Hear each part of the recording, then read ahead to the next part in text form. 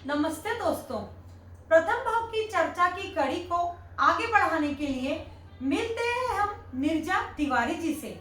नमस्कार। नमस्कार। नमस्कार मित्रों, सादर जय श्री राम। भाव की चर्चा में पंचम भाव तक हम पहुंचे थे। बड़े ही महत्वपूर्ण भाव षष्टम भाव की चर्चा कि यदि लग्नेश षष्टम भाव में आ जाए, यदि प्रथम भाव का स्वामी षष्टम में बैठ जाए तो षष्टम भाव त्रिक भाव कहलाता है। यानी रोग, शत्रु, हानि, रोग, ऋण, शत्रु। तो रोग, ऋण, शत्रु षष्टम भाव का नैसर्गिक गुण है। और आपका प्रथम भाव का स्वामी यदि आपके षष्टम भाव में आ जाए, यानी आपका व्यक्तित्व कहाँ चला गया? षष्टम भाव में। तो क्या होगा?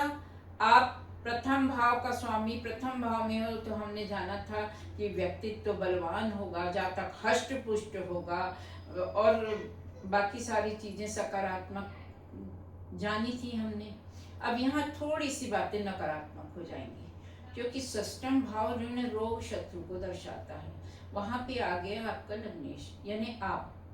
तो आपको रोग से संबंधित समस्या सता सकती है। आप कानूनी पचड़ों में बिना बात के फंस सकते हैं। आपका दोष हो या ना हो, कई बार ऐसा देखा जाता है कि लोग जिंदगी भर प्रॉपर्टी झगड़ा, फलानी झगड़ा, ठिकाना झगड़ा, सब नाना प्रकार के कानूनी विवादों में ही जीवन गुजार देते हैं। ठीक है।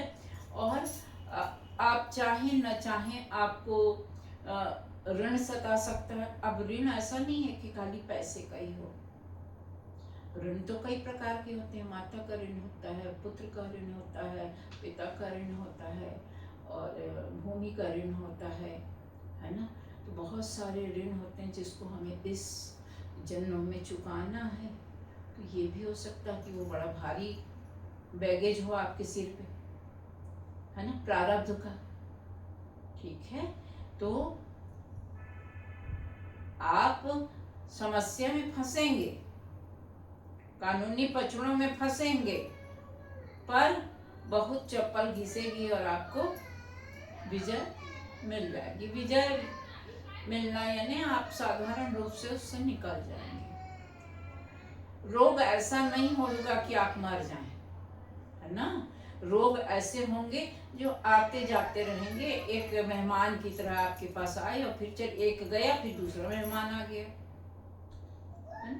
तो रोग का ये हाल रहेगा, ऋण का ये हाल रहेगा और शत्रुओं की भरमार रहेगी। अब शत्रु तो ऐसा है, पहले हम बाहर वालों को शत्रु बोलते थे, है ना, कि अड़ोसी पड़ोसी हमारे शत्रु हैं।